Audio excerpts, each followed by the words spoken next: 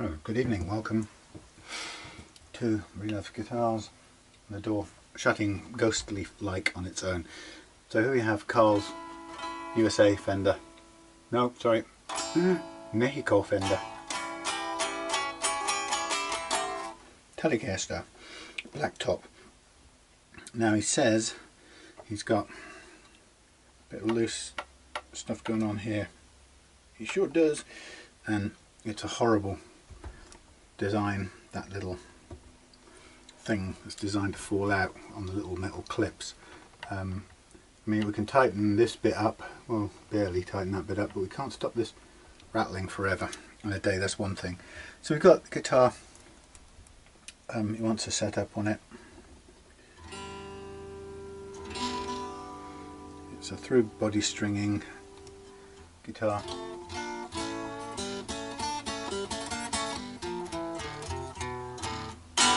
Something in this neck, probably the truss rod thingy, is truss rod adjuster is rattling in the most annoying way. So let's see if we can just get a feel for what is actually happening up there.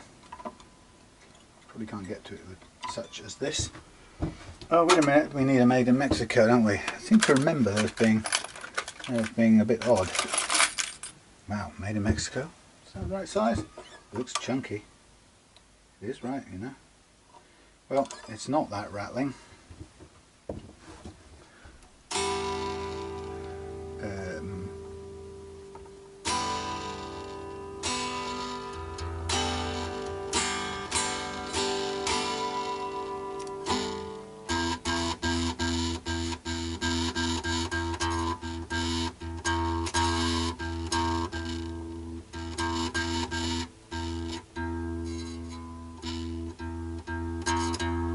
Okay.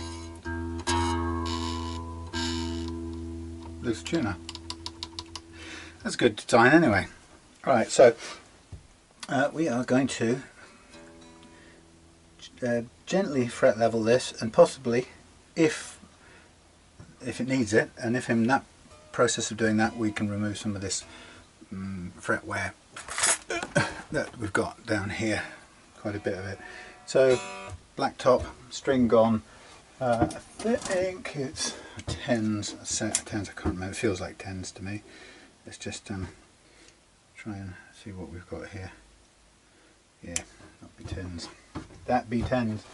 In which case, I can, for the purpose of working on it and setting it up, I can stick on this spare 10, which I saved, or which I've...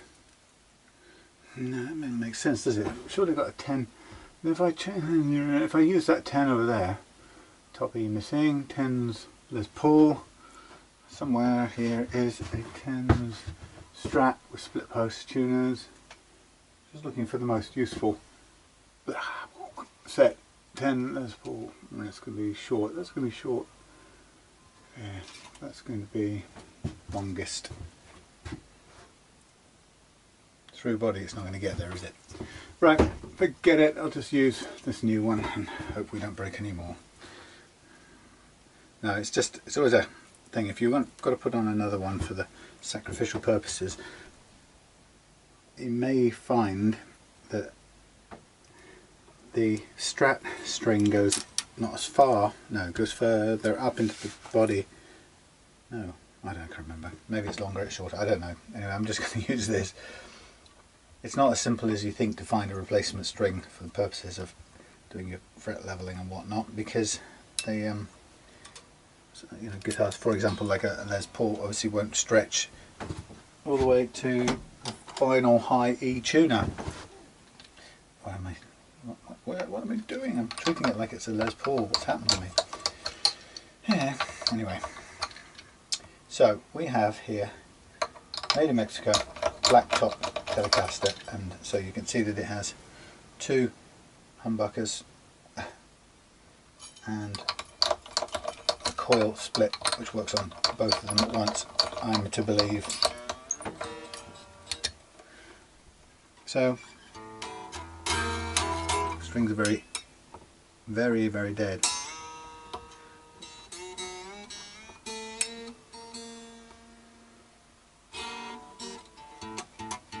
Where's my little tuner device? Let's just tune it up for a minute and see.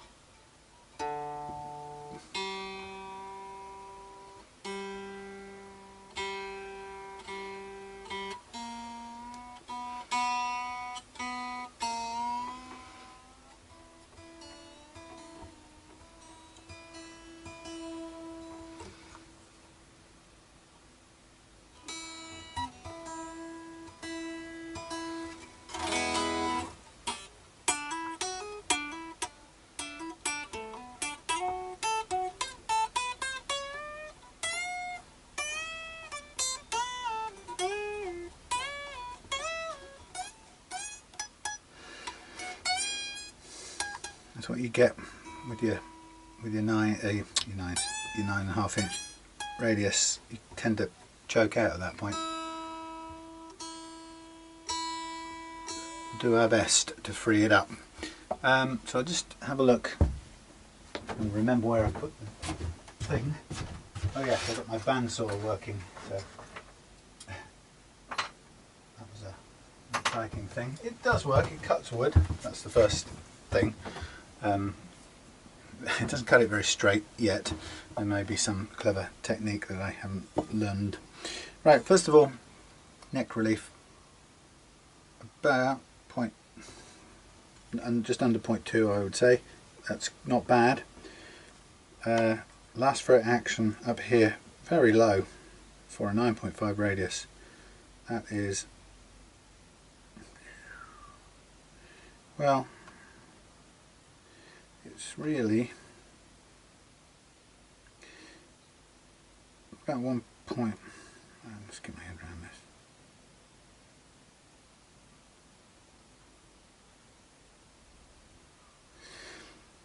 It's 1.75 on the low E and about 1.2 on the high E. So that's it's not bad at all.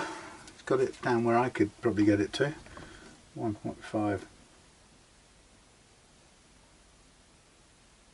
I don't know, 1.75 and 1.2, so not bad.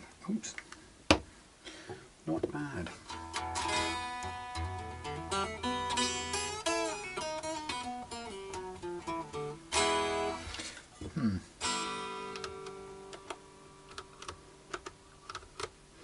Okay, well,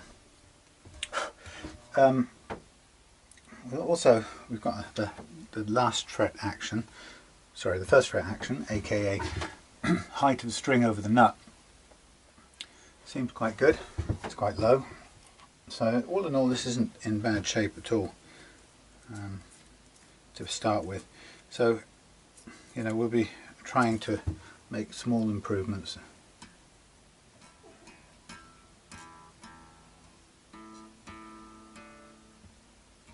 Just barely over 0.3. Maybe 0.4. Okay, they're a bit uneven. B and the G are quite high, so they could do with bring it down. Make sure they're wide enough as well. The nut looks like a nice condition bone nut, as far as I can see. Okay, I'm going to drink my tea, and then we'll get back into it any second now. I just cheated a minute while I was off the camera. I fixed the wobbly thing as we had agreed, with a couple of screws through the metal cup, drilled through. Put a couple of pickup ring screws through there to hold that still. So that's a really nice way of fixing that problem. So there you go.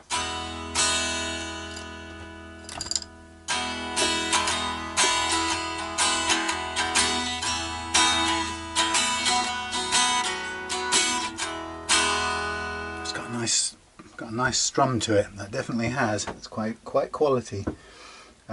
Definitely not a quality string tree. And I'm going to, if I can find one, I'm going to change that. I know you'd want it, Carl. Only the best. All right. I'll find one somewhere. They're only £6 or something like that. I know you'd prefer it. I'm not even going to ask you because I know you'd want it. Right. Anyway, so we've got the action where well, the action's where it is. Just looking at this a minute, we've got some positioning. Yeah, it's not too bad actually. There's more room on the front, on the treble edge of the guitar here. I was just trying to figure out whether it should move a little bit, but no, don't think it should. Everything's pretty okay. And I think of all the different things, I think I'd prefer a bit more room on the high E. Just noticing that the intonation pattern's out for the A, but that could be because the strings are old and grotty, so it wouldn't surprise me at all. Okay, so I think what I'll do now is the standard approach, which means, can I get this to go somewhere? Where is that? Sorry, I'm looking at my... Let's crash. It's not a good idea, I'm crashing the lights. We're on this magic arm thing, and it's pushing. Where can it go to? Where can it go to, my lovely? Okay, can it go all the way down? It can go all the way down to there. It's still not much different, is it? And if I want it to go round to the right hand side, I can go to there or to there. Weird. Sorry about that. Just thought I'd fly you around for a little bit.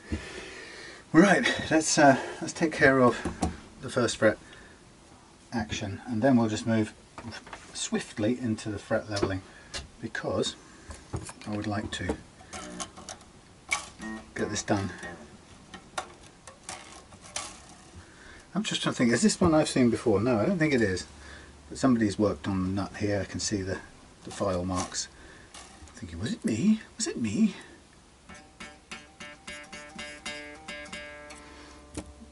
Pretty much right on the mark, but what I'll do is just give it a little bit of a kind of, see, this is quite tight, so it could do with widenings, or put it another way, there's no benefit from having this, wrong one, there's no benefit having it too tight, so I'm just going to open the slots up a little bit.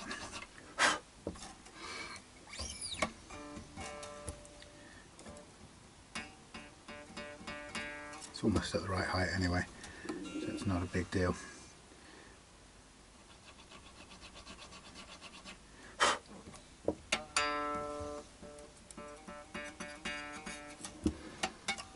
My stomach's rumbling, it must be tea time.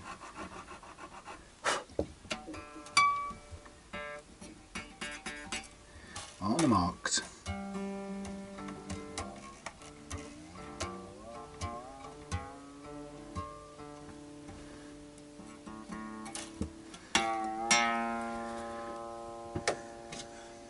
Glad I did this with these blades. It's quite a simple fix. I double-sided taped these blades, craft knife blades, to the thingy nut file, and then just kind of held them together with a bit of Gorilla Tape. But it keeps them straight, and it gives them a little bit of extra strength, so they're going to last a bit longer, and not before they buckle anyway.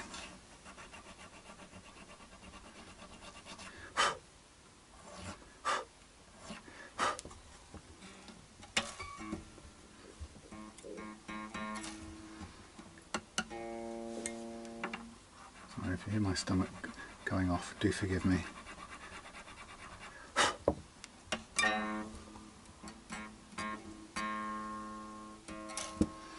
Almost on the mark anyway with these, just a little bit. It's the B and the G that's probably most need of a tweak.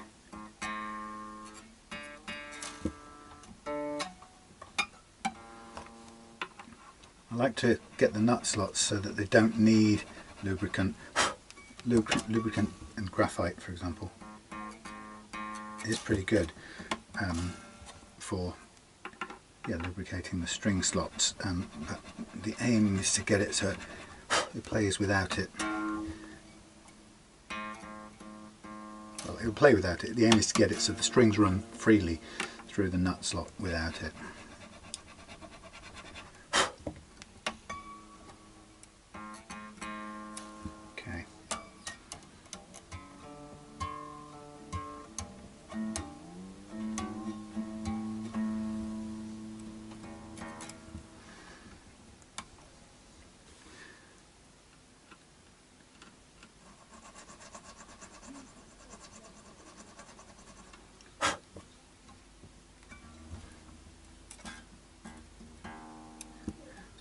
very close to the mark anyway, this. I'll leave that as is.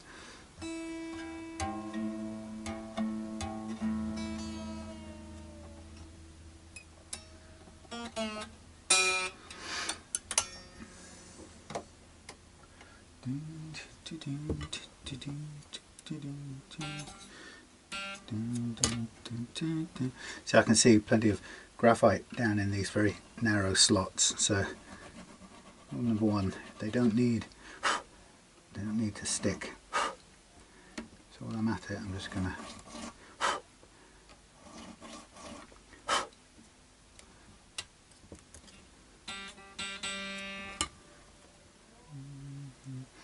so it's kind of a two-pronged approach. Jeweler's file to move bulk material, and then the nut file to get the shape of the slot. And I'm kind of going between the two depending on how much material is left to move. Magnets, they're everywhere, in the form of pickups and other such things. Can't live without my magnets, I tell you. So this G's got quite a way to go down, so I'm going to concentrate on doing it with the nut file from here. See the big gap there?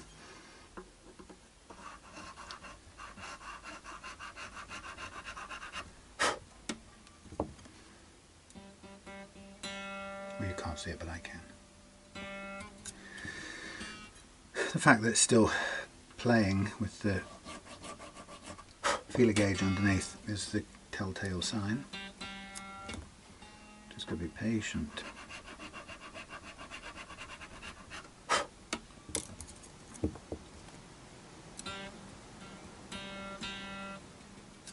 I'm okay with that, it's almost on the mark.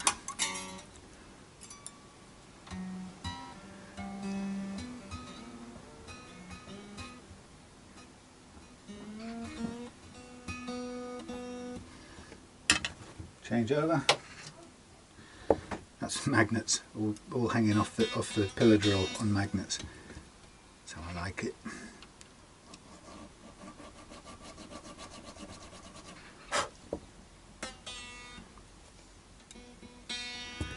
A lot of material to get rid of there.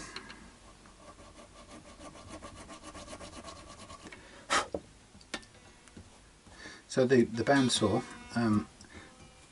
not bad for £80 really. I mean, it didn't first time out, it didn't cut a dead straight line, but it did easily cut a little piece down to size, roughly the size that I was using to fill a kind of a repair bit on my Tele body, and you know, it made that job a lot easier than it would have otherwise been.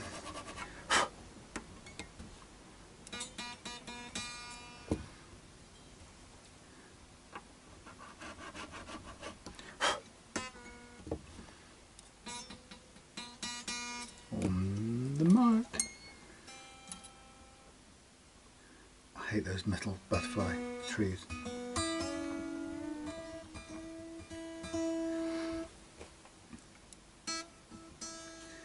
Okay. Yeah, so it was not bad for 80 quid. I could find plenty of ways to use it. The real test for me will be how easy it is, or how well it cuts out a guitar body. There's an incredible bit of engineering on it. When I say incredible, I don't think I mean incredible wow. I think incredible, I just don't understand it.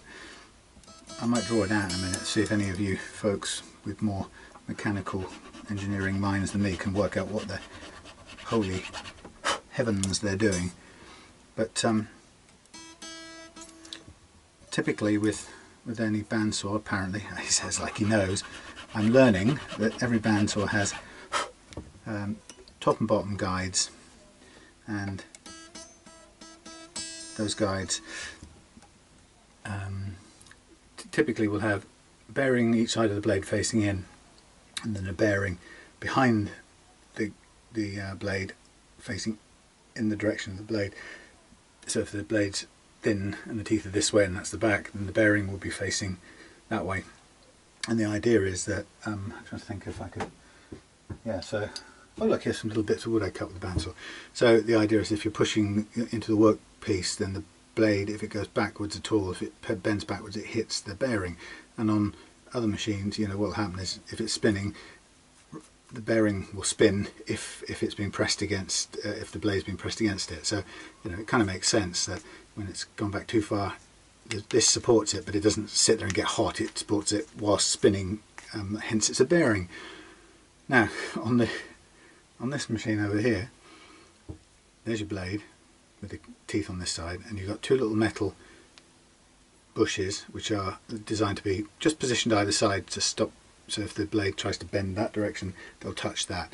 They're not bearings. On better machines, they're like bearings, this side and this side, just standing off in case they're needed to take the load as well. But on my machine, it's obviously two cheap bits of metal. But then behind it, you've got a bearing. I'm thinking that's a great quality, but guess what?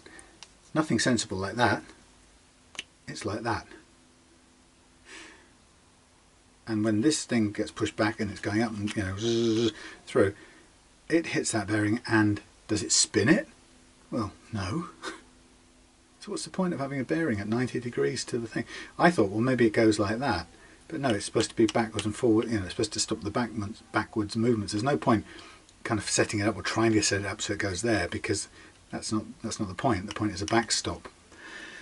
So there is, unless I'm completely insane, there is no other way, possible way of arranging it, and I cannot for the life of me figure out why they've used a bearing when it acts as anything but a bearing. It just acts as basically an inert lump of metal to stop you pushing the thing backwards. I just don't understand it, and totally have every you know, every what's the word, I can quite believe that I don't know what's going on. Not at all surprising. It's completely true. I don't know what's going on with it, so I could be wrong, but logic, common sense tells me that thing cannot possibly behave as a bearing behaves whilst doing that job, and in which case what the hell is the point of it? It's at 90 degrees. Now technically, right, I get that maybe, just maybe, if it clipped the, I want to draw this. I've got to draw this. Can the magic eye help you look at this? I mean, hey, look at this. Oh, the magic eye. You're getting a look at your own thing. Right, all these little bits of spare sticky masking tape. But let's. Sorry. Oh, so yeah, it works like this. So you think, hey, wouldn't it be sensible if I've got a blade, right? It looks like something. It looks like something from Futurama. Anyway, and you think to yourself, okay, so what you're going to have is you're going to have a bearing here, like that, and then a bearing the other side, like that. The idea is, if the blade moves either side, obviously they're closer, right? These are nice spinny bearings, and the blade's going. And if it happens to waver this side, then it connects the bearing. The bearing, of course, turns, right? Which is what bearings are supposed to do. And then in the back, you've got kind of one seated behind it that kind of looks like this on that axis, right? So that if the back end of the blade presses backwards, it contacts the bearing, and instead of just grinding it away, it spins the bearing the way the bearing was meant to spin around that axis. So these two bearings through that axis there, and that bearing through 90 degree axis there. Look at that for a piece of drawing, engineering drawing. Well, let me show you what the oldie one has. Well, you'll be quite pleased, maybe slightly bit relieved to know that it's got a blade. I was.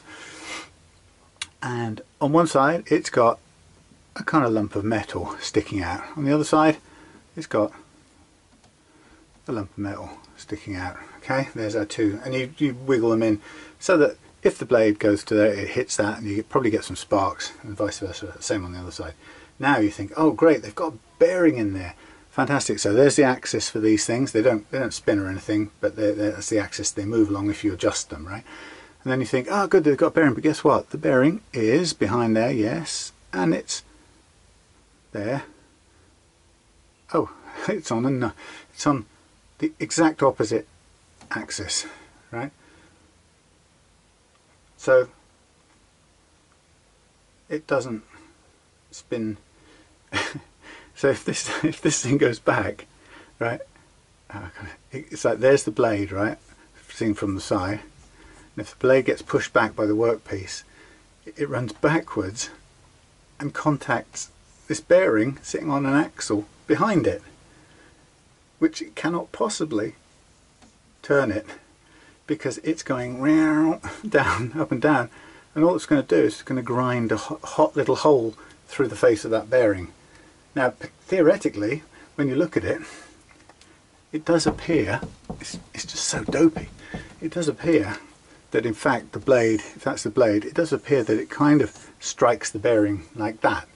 And I cannot believe that the powers that be think that if it hits the edge of a bearing, it will somehow convert that bearing into radial spinning motion.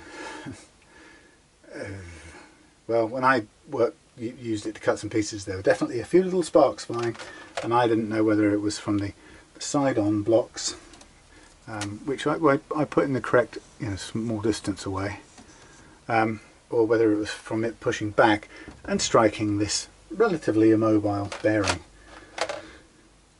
But that's got to be one of the stupidest designs I think I've ever seen, unless I have completely and utterly missed the point.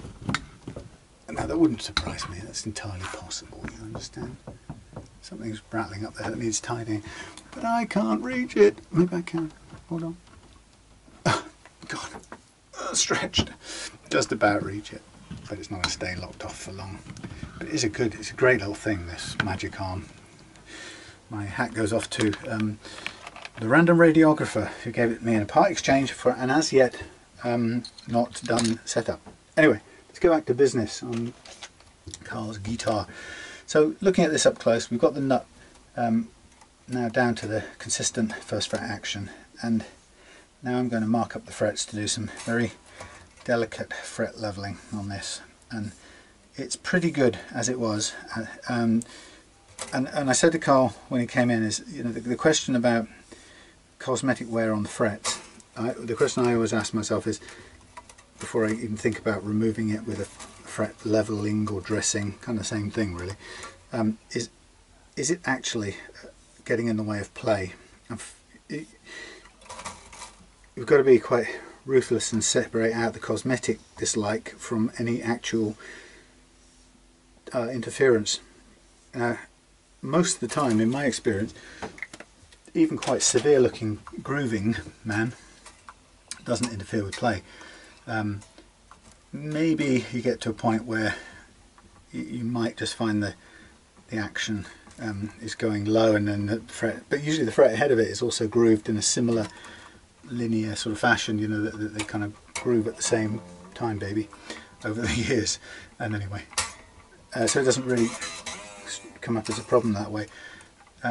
So most of the time, in my experience, it's been cosmetic, and the times when there's occasions when it has been really bad, when it's worn almost to the deck, and then when you're in that groove, it's difficult to bend notes because you kind of start with no skin.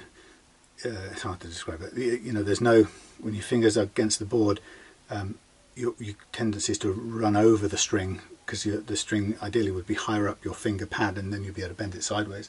Anyway, so it's got to be pretty severe for it to be an operation that I would do just for the cosmetic side of it, because you are trading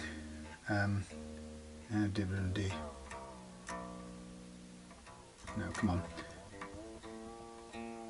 You're trading fret metal for you know, getting rid of the little grooves. So, you know, it has to be worthwhile doing.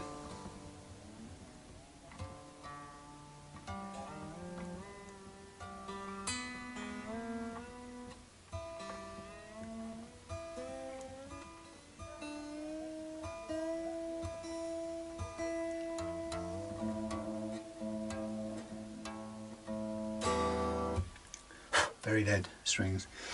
Yeah, so it's definitely not something I do just because of the cosmetic aspect.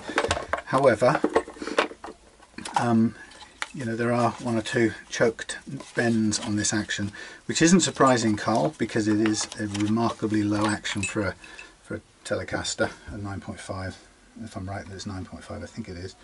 It's very low. Anyway, so you tend to not to be able to get, not whether it's a Tele or not, 9.5 or below radius tends to be sort of you'd start to hit the limits of its possible actions. I mean, you can get all the notes to play, that's not a problem, and you can get all the notes to play cleanly on a 7.25. It's not the playing of the notes that's the challenge. It's actually the it's the bending of the big bends at higher up the board, or anywhere actually, but typically higher up the fingerboard. So 9.5s tend to just hit the sort of, I'm lucky if I can get them to the 1.5 or 1.2, which is close to where this is. So what I'm doing is now I'm just kind of using, there's very little, very slight relief curve in this neck, so I'm just, with what is there, I've tuned the banana, I call it, or the truss rod filing tool, whatever you want to call it. I've tuned that to the relief in the neck that's there, and now I'm just kind of going up and down the frets, and we're just going to see what it tells us. Well, there's a couple of high frets up here. Everything's just about cutting, which is good. It tells me it's cutting evenly all the way across. I can see the grooves, but I'm not concentrating on those. I said to Carl, you know, be prepared to leave some of those grooves in.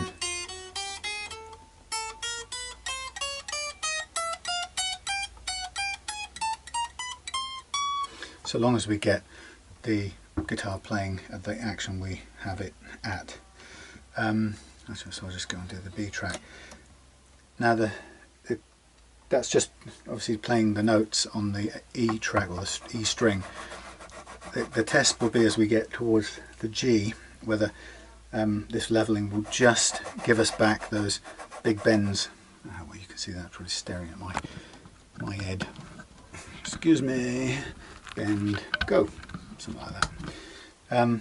Yeah, you know, that's the test of it. Is whether we can free up those high bends and just get it to play without choking out. And that's where kind of very precise, careful leveling like this can help. And for, you know, for some people for a lot of people who you know, play little lead riffs and licks here and there, that big bend on a B or an E is critical up here. You can't get away. You know, it's horrible to have a guitar where you avoid bending a note up here because you know it's going to choke out, and you know your otherwise great lead guitar solo will suddenly go.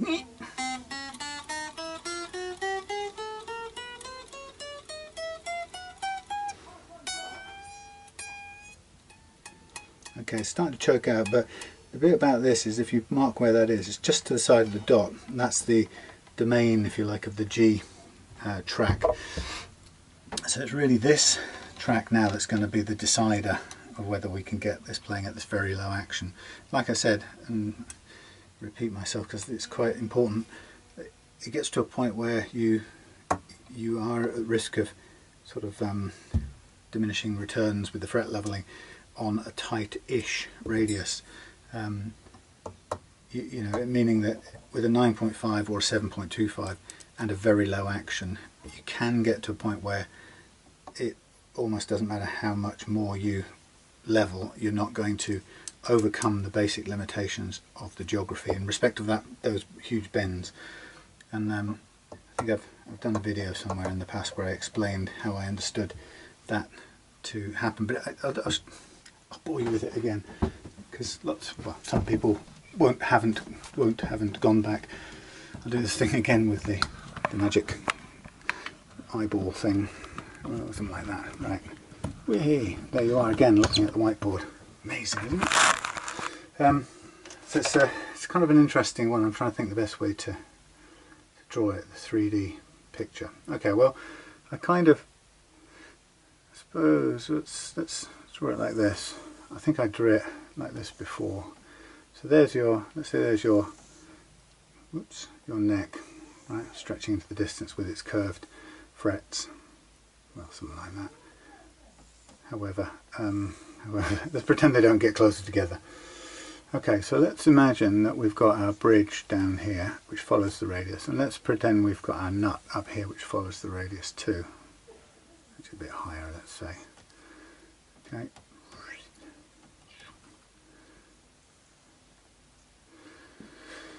Okay, that's just a kind of an idea. Now, if you think about it, well, first of all, what's given is that we've got a very low bridge action or last fret, as I call it. Right, we've set that low, and we've also got a low last fret and low first fret.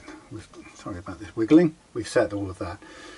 And the thing is, what happens is, we go from the bridge, right? So thinking about it, what you get is you get an E, right, that typically sits here and goes all the way to there, right? And let's say it sits, oh blimey, that high off the fret, for argument's sake, right? Yeah.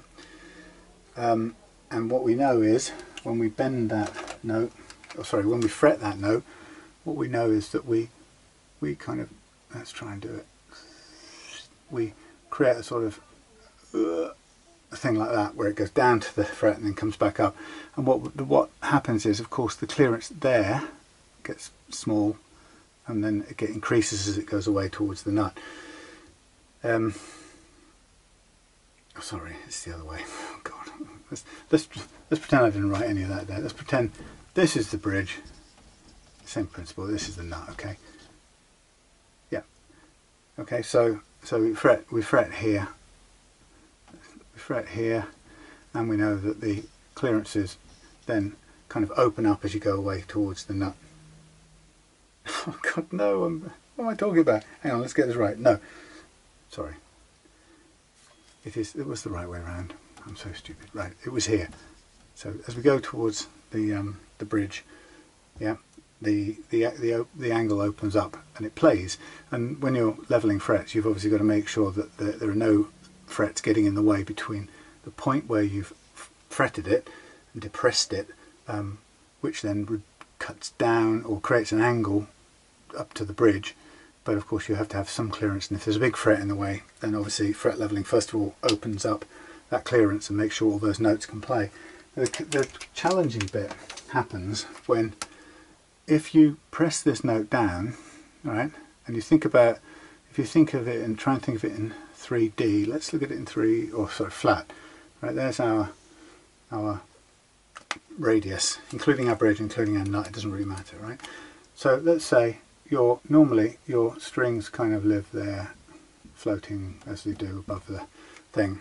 And let's say we're we're pressing down now, boink, there with that string. And we know that in real terms that string it goes up at that end to there, and it comes up at this end to there, pretty much back up to this height where you could put it there, right? So it only goes up and down between those points. But the problem is, if you press this down and then push it up to here, your start and finish points are still only there, right? So you've now pushed it uphill to here, okay? And you get what I'm saying? So this is this point here, you're up the top of a hill, but you're not coming away to a point over here, so you can't get all those nice little angles, you know, between the clearance on the frets. What you're doing is you're coming down to an anchor point which is lower by miles. Alright, so it's the geometry of pushing this string up a hill on a tight radius, and it's pronounced on a tight radius like a 9.5 or a 7.25.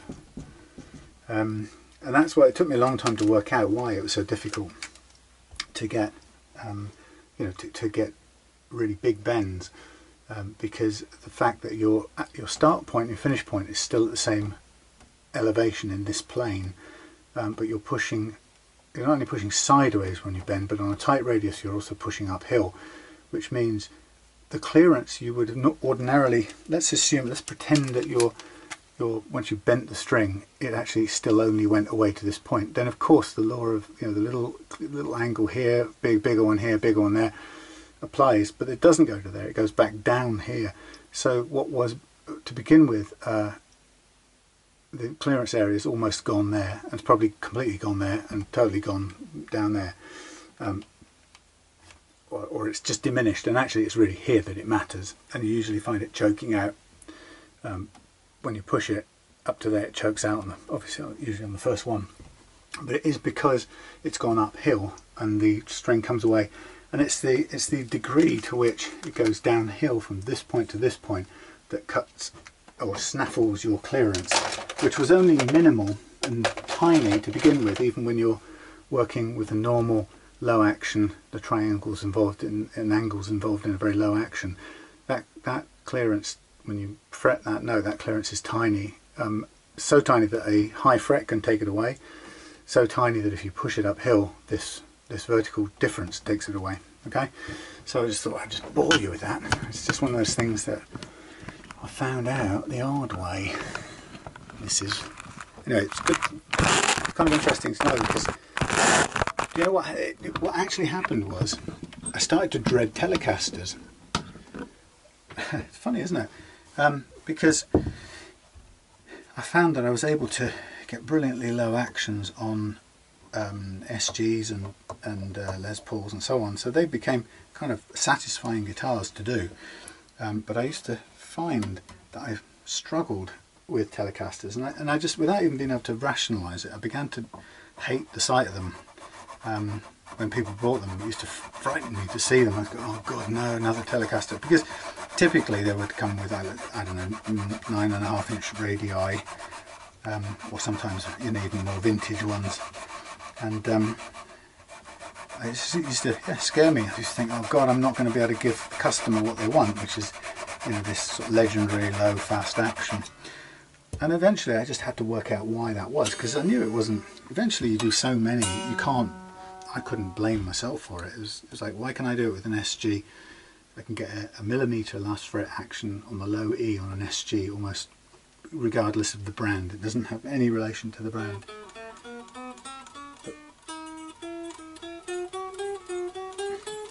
But give me a what's that thing called, you know, a Telecaster, and I'd be suddenly struggling. And I think, well, first of all, this is a little kind of on the low side, but so are these. Wow. Yeah, so it was, you know, it was clear that there was something that was making this difficult, and it turns out that it is the typical radius of, oh, this is Mexico. Welcome to Mexico.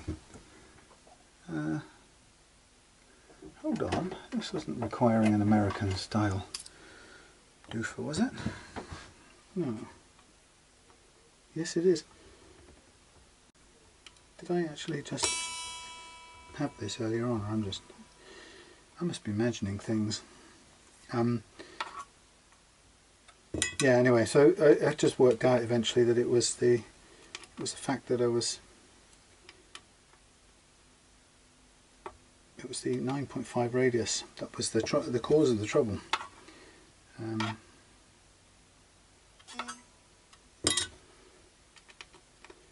So once I realised that, I had to kind of work out what was it about it, and at first it was slightly counterintuitive, because at first you sort of, your brain makes you think that the pushing the string uphill business would somehow give you more clearance because you're higher, but it's not, because the string is going to a lower point. So it's quite interesting.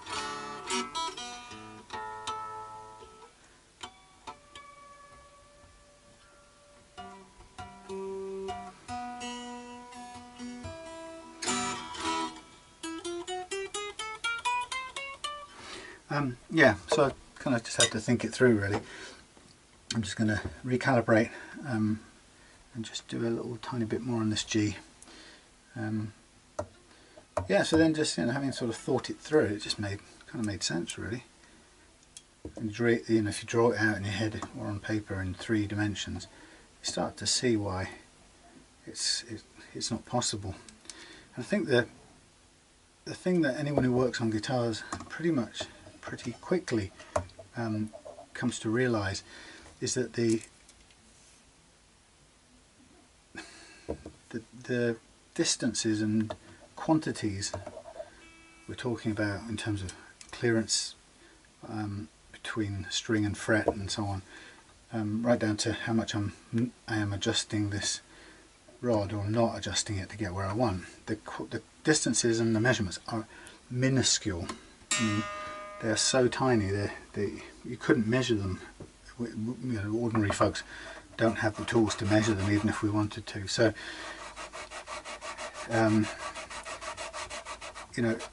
given that the distances and clearances are so tiny, it's hardly surprising that they can be kind of robbed very easily by the slightest thing. And for example, a change in the neck relief, for example, can do that. So one of the I don't know what the word would be. One of the downsides, I suppose, of setting really nice low playing actions. It's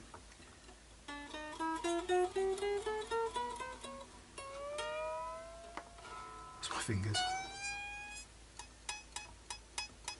See, look, we're over into past the G.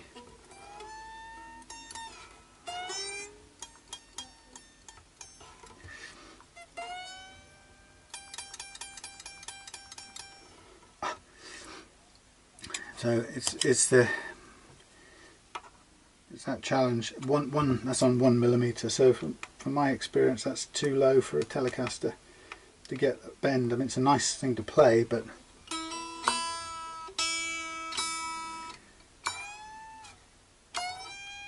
there you go.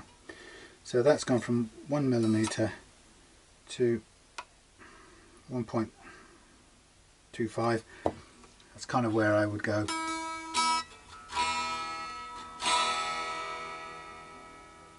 Yeah, and you get the bends.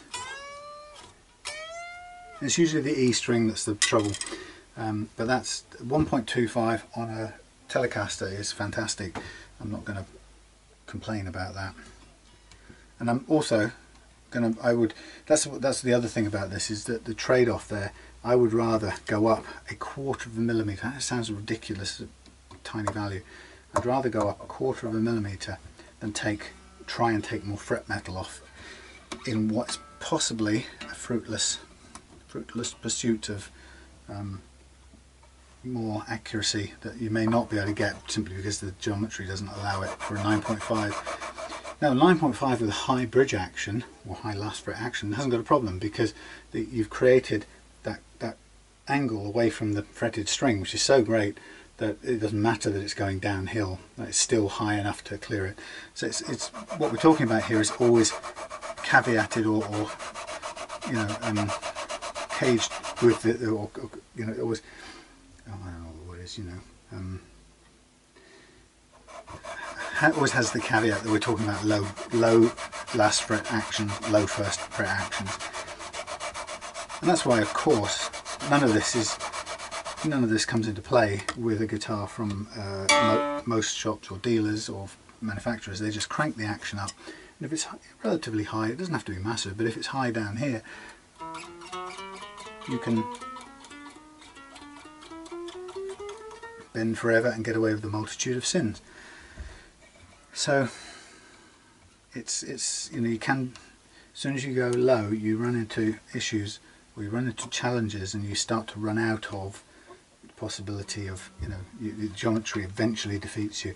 And like I was saying, it can be that if I set a really low action for a customer on the guitar and they go to a different climate, the clearances on that low action are by definition so small that you know, the change in humidity and temperature can conspire to rob them of that tiny little bit of clearance they had, that you know, that they, with this ultra low action. So you know, I have to be kind of cognizant of that, and it's just worth telling customers that, you know, that goes with the low action.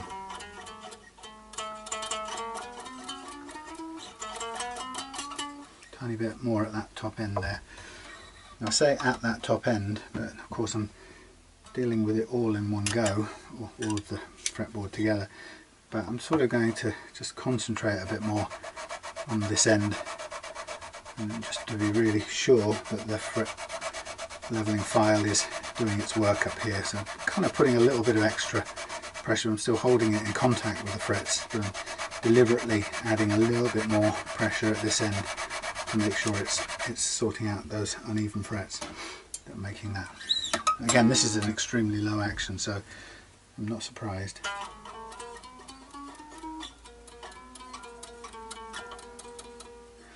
And to give you an example, this is, that's inches. Yeah, I mean that's 1 millimeter. It's too low.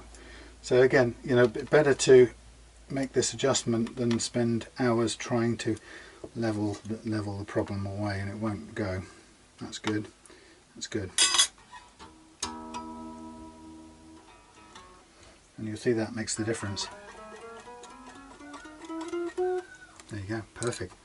Tiny little differences.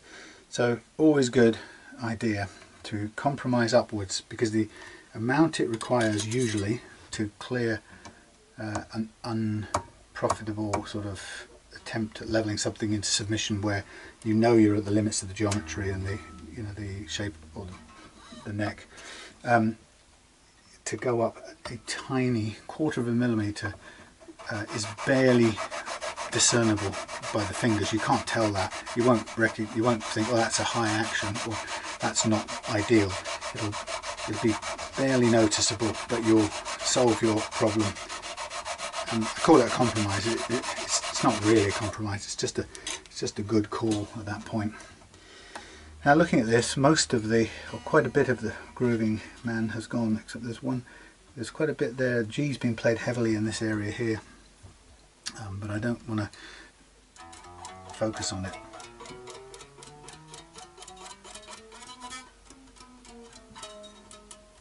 Yeah, I don't want to, you know, I said, Carl, I'm not going to chase it for its own sake. So having got it all playing the way I want, I'm going to stop at that point and move on. And by the time we've polished it and sanded it all out, the bottom line is whatever we're left with, and that's what we're going to live with. Okay, but you can guarantee that it will be minor. I'm also going to do, while I'm at it, I'm just going to shave off a little bit off this bridge. No, nut is the word. Because it doesn't need this material above the fret slots. It's sort of superfluous, really. But I'm going to take this off and keep these strings for sacrificial purposes another day.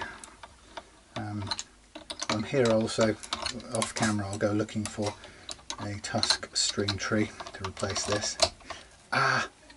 One bleeding hole in finger. But reached that age in my life where I seem to enjoy dropping things just for the fun of it. Right. Second part of this, you can see a bit of dust. It's like Neil Armstrong, kicking up a bit of dust. You can always tell when you've taken some material because you'll see the fret dust.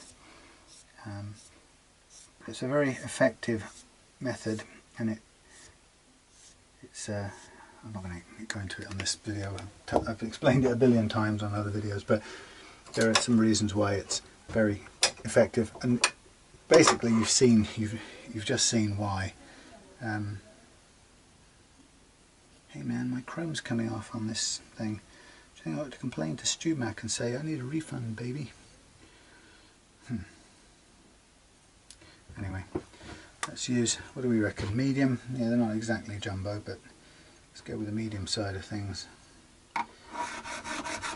Yeah, so there you know, if you watch this through, you'll probably, if you've never seen that method before, you probably won't take too long for you to realise why it's a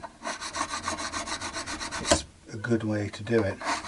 But there are some things that you won't be able to see, and all I'll say is that one of them is, the advantage is, there is a thing I call the compression forces on the neck when it's strung that aren't at play when it's not strung, and if you level frets without that compression acting on the neck, that's fine, you can make your frets level, but when you put the compression on the neck, i.e. restring it, your previously leveled frets won't be level anymore.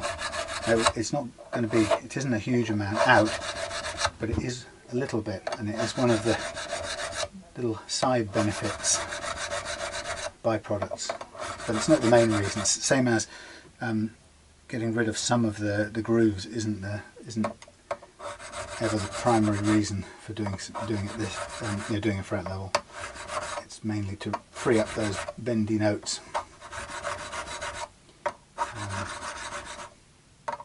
So anyway, yeah, I've been doing it this way now, what, 600 or so, or more setups, so it's proven its worth. Okay, so having done that, I'm going to do the boring bit off camera, which is I'm going to pull these strings out after straightening them out, stash them, label them for sacrificial purposes another time. Going to gently sand down this nut because, like I say, it's sticking up a bit at the back and it doesn't need to be. And we can use a Dremel. Sometimes a Dremel, if the nut is brittle, the Dremel can take the chunk out of it.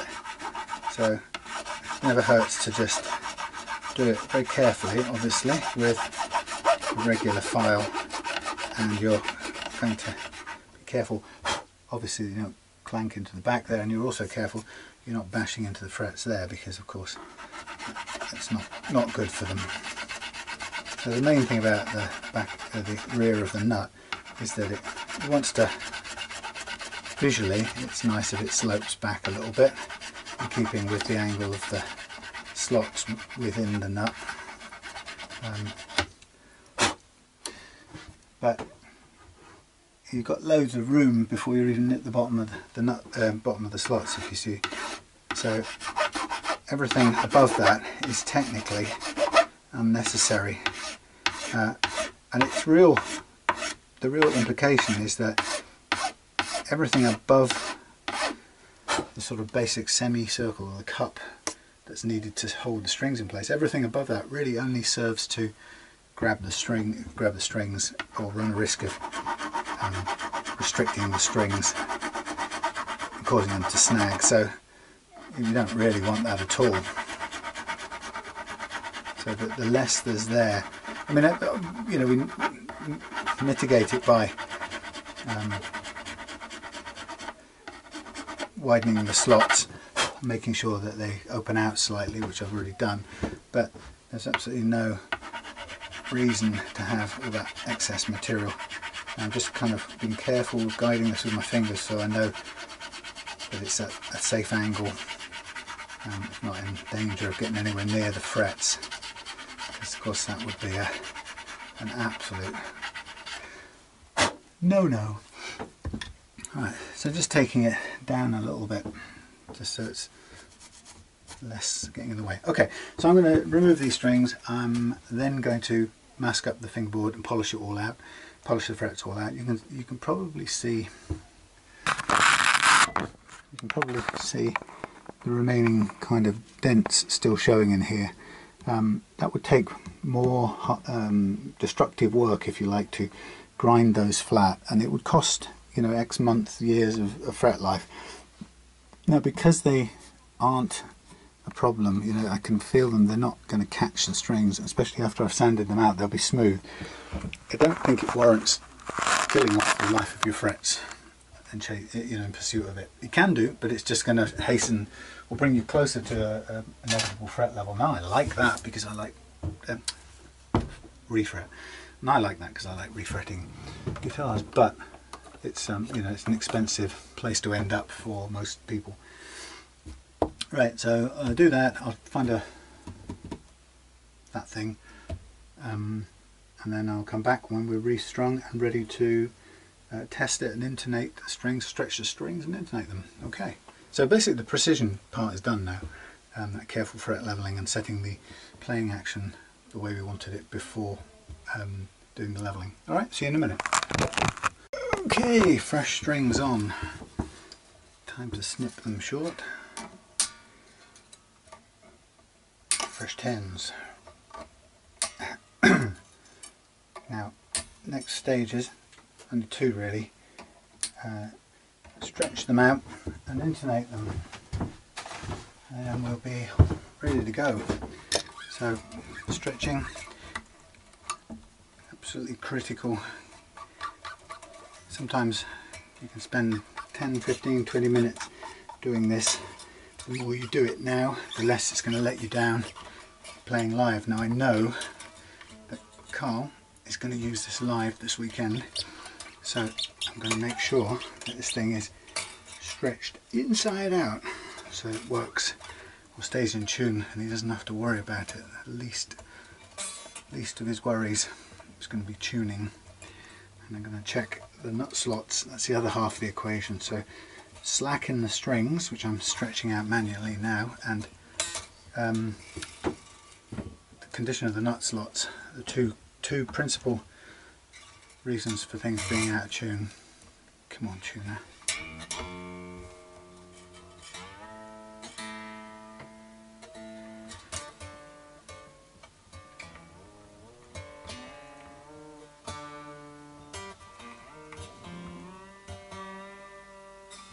No pinging up the nut.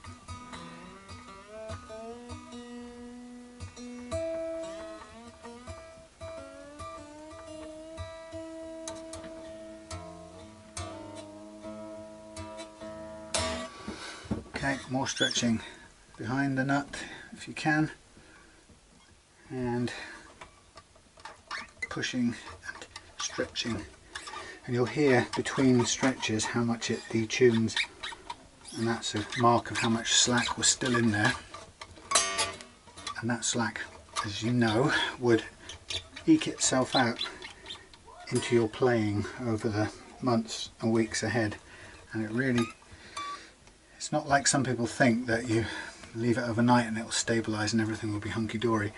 That slack will stay in there until you bend a note, or if you're using a tremolo, until you bend a note using the tremolo.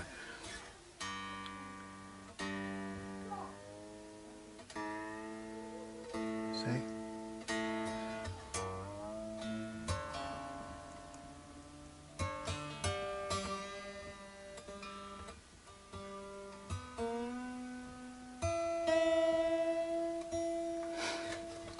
And again, I'm going to get it all out so you can play it and rely on it. So at least 3 of these bends like this to get everything out, followed by some stretches and some note bending to get it stable. Now, good news is no pings or anything from the nut, so the nut is in good shape now. It's got the first fret action, it's nice and low and consistent all across. We've got most of the way, you can't see the grooves anymore.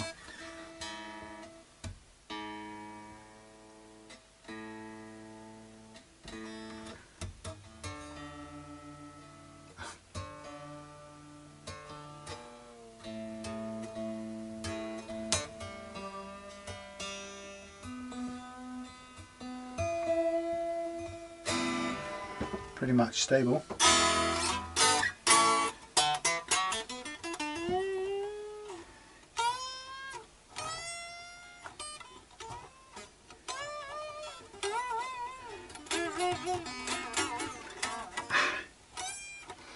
I don't have enough strength for bending 10s, finger strength that is, so I'm just going to give it the last few really meaty bends here.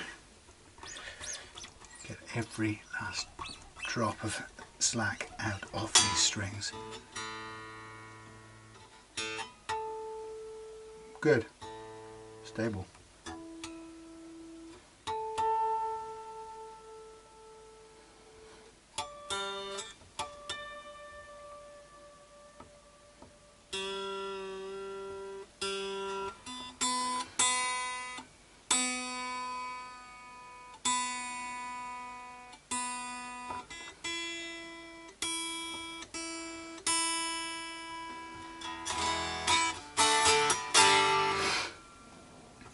Okay, one more thing to do now. It's late, so I just want to get this finished. Is to do the intonation, and it's a bit off here, so I expect to make some adjustments. So we'll use this tuner for the purposes. Okay, sorry I won't be giving this a sound test. It's a bit annoying because it's not the kind of guitar that you can lean on the bench comfortably. I haven't got anything I can stuff under there. I'm going to have to tilt it to do this. I need a beanbag or something. No. Damn. Right. So we're aiming to check the 12th fret harmonic first. Ooh. So that's now miles out. Too short by miles, but you could see that is showing up that way on the in the pattern. It's way out of sequence, so it really has to be back here. So long drag backwards.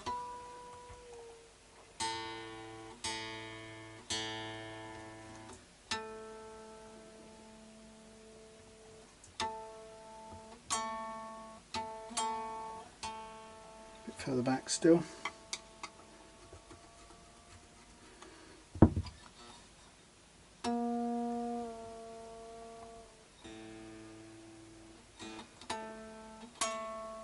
Okay.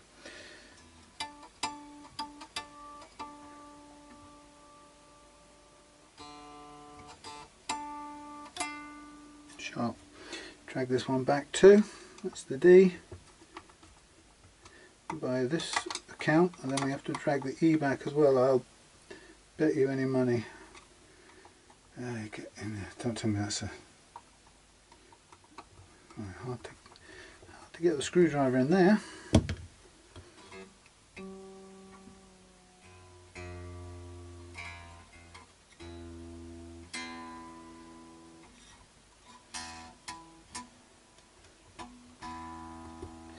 Something's loose. A boot loose. Wrong thing. Where's it gone? Thank you.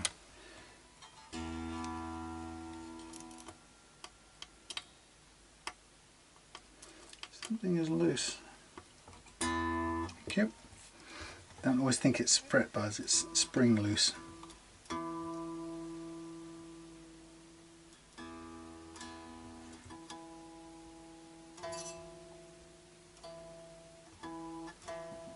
Okay.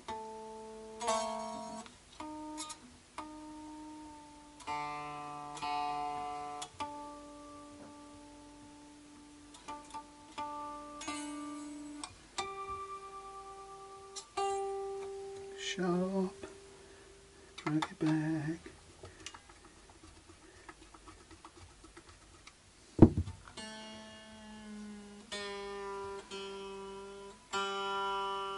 It's well out. Still sharp by miles. Like it was set for a wound G.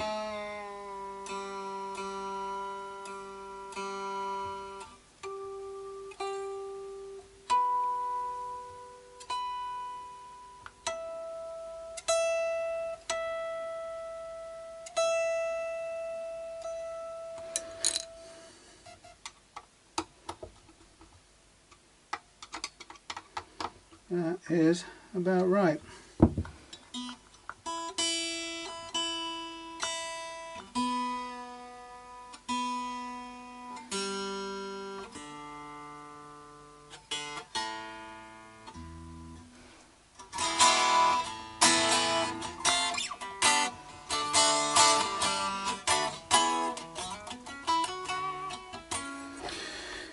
there we have it, folks. That's the end for today. Busy day, busy few days. I'm going to call it time on this now. I've got to go in, get some to eat, call it quits, pack a guitar, send a guitar, blah blah blah. I hope you enjoyed that. Carl, thanks for bringing me another one of yours. I will hopefully see you tomorrow to collect this. Again, I'll give it a dust off inside with a clean cloth. But there we are, set up, and with that tusk thing as well to make it well, to make it stay in tune better. All right, see you soon.